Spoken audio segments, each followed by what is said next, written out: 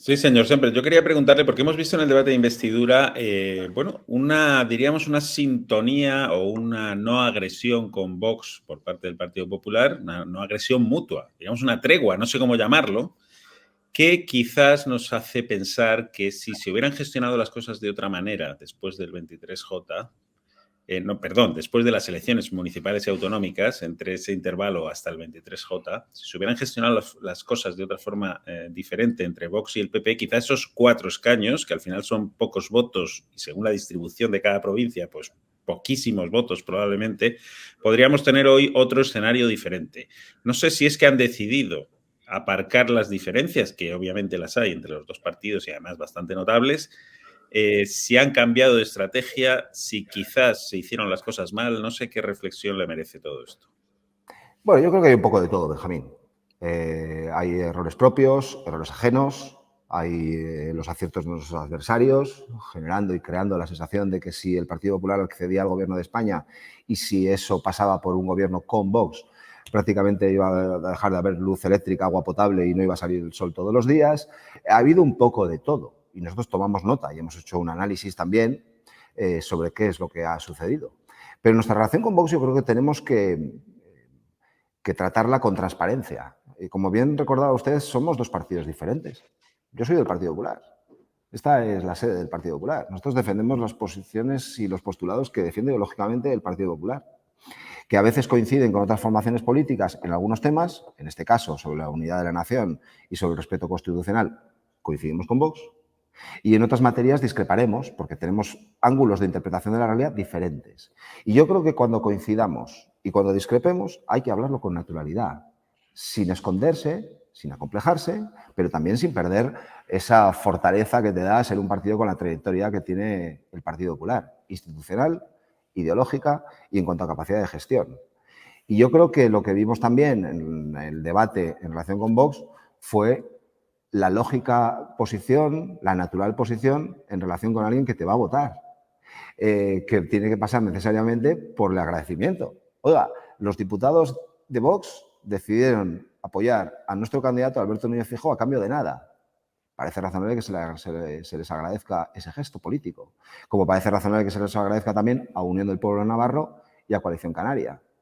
Con lo cual, su pregunta, que es muy pertinente, lo que viene a evidenciar también es que la política española está tan mal que incluso las reglas mínimas de cortesía exigibles a los políticos no forman parte de nuestro vocabulario y no forman parte de nuestra actitud. Bueno, también vamos a corregir eso.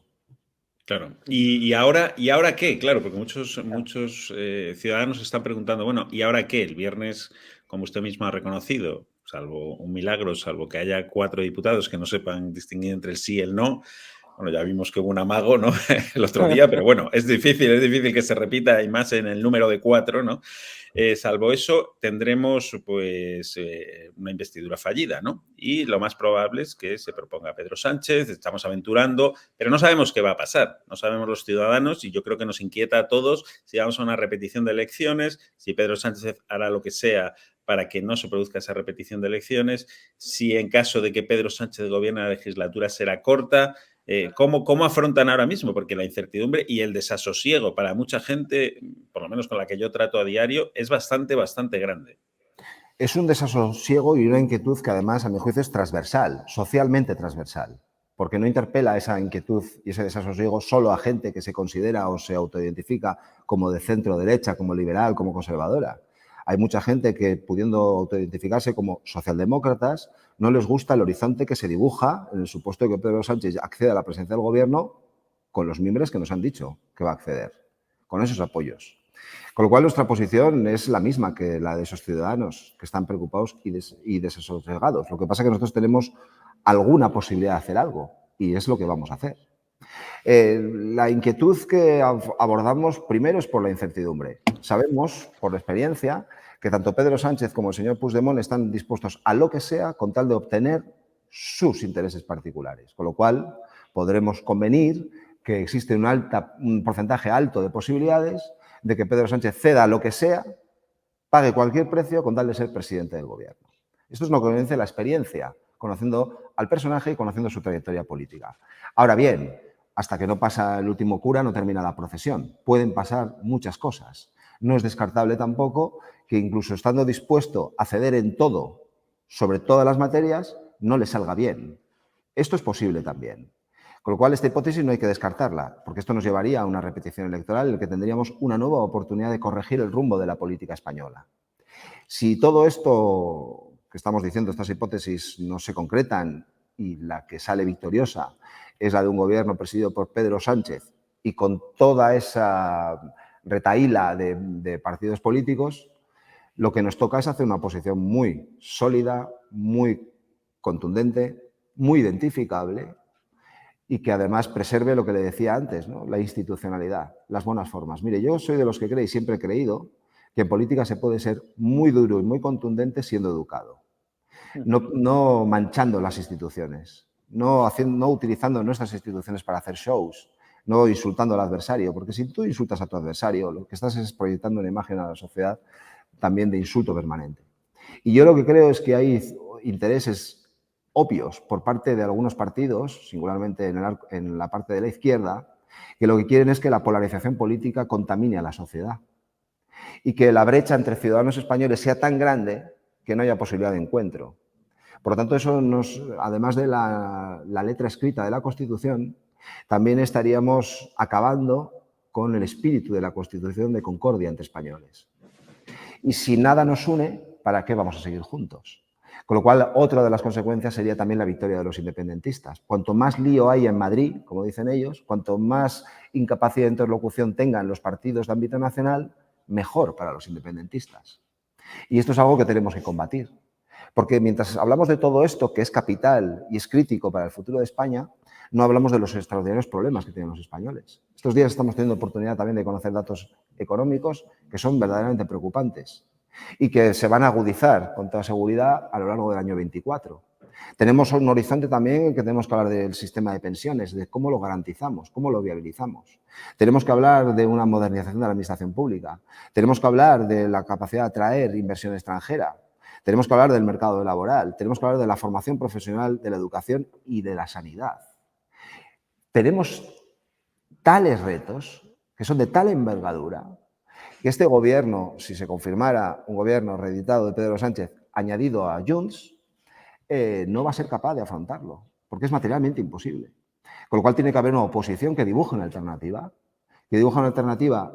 en el respeto constitucional, en la unidad de los españoles, en recuperar la concordia y en la igualdad de todos los españoles, pero también una oposición a la vez que dibuje alternativas socioeconómicas de corte liberal, de centro derecha, que son las que dan respuestas acertadas, a mi juicio, que voy a decir, a los problemas que afrontamos en sociedades como la nuestra. ¿Con el PNV creen que habrá algún tipo de cambio de rumbo, algún tipo de acercamiento, que el PNV cambie su afán por apoyar a Pedro Sánchez y por tanto se entiendan con ustedes? Bueno, el calendario electoral pasa porque el año que viene hay elecciones en el País Vasco. Sí. Y el Partido Nacionalista Vasco está en pánico. El PNV, por primera vez en su historia, está desarbolado. Está en pánico porque ve con posibilidad cierta el sorpaso de Bildu. Es decir, acercarse a Pedro Sánchez, formar parte de estos acuerdos imposibles, lo que está dando como resultado es que quien se beneficia es Bildu, no es el PNV. El PNV ha dejado de ser un partido importante en Madrid, ahora lo es Bildu, en relación con Euskadi, quiero decir, con el País Vasco. Lo que nosotros vamos a ser es una alternativa al Partido Nacionalista Vasco en el País Vasco. Somos una alternativa al nacionalismo. Nosotros somos un partido con amplia implantación en Euskadi, con hombres y mujeres vascos que quieren hacer política en el País Vasco y que defienden las señas de identidad, por decirlo de una manera, vascas, pero que consideramos que esas señas de identidad propias, unidas al conjunto de España, es lo que configura la nación española. Nosotros no renunciamos a ser españoles y no renunciamos a nuestras señas de identidad propias, a nuestros ángulos culturales, porque consideramos que contribuyen al enriquecimiento de España. Y esto yo creo que es un discurso extremadamente importante en el País Vasco y que hay sensatez, hay respuestas económicas, hay vocación de que Euskadi deje de estar mirándose todo el día el ombligo y Euskadi vuelva a ser importante en el País Vasco, perdón, en España. Bueno, nosotros somos la alternativa al PNV en el País Vasco, queremos ganarle al PNV también en el País Vasco y esas próximas elecciones autonómicas en Euskadi vamos a hacer esto, reflejar una alternativa al PNV.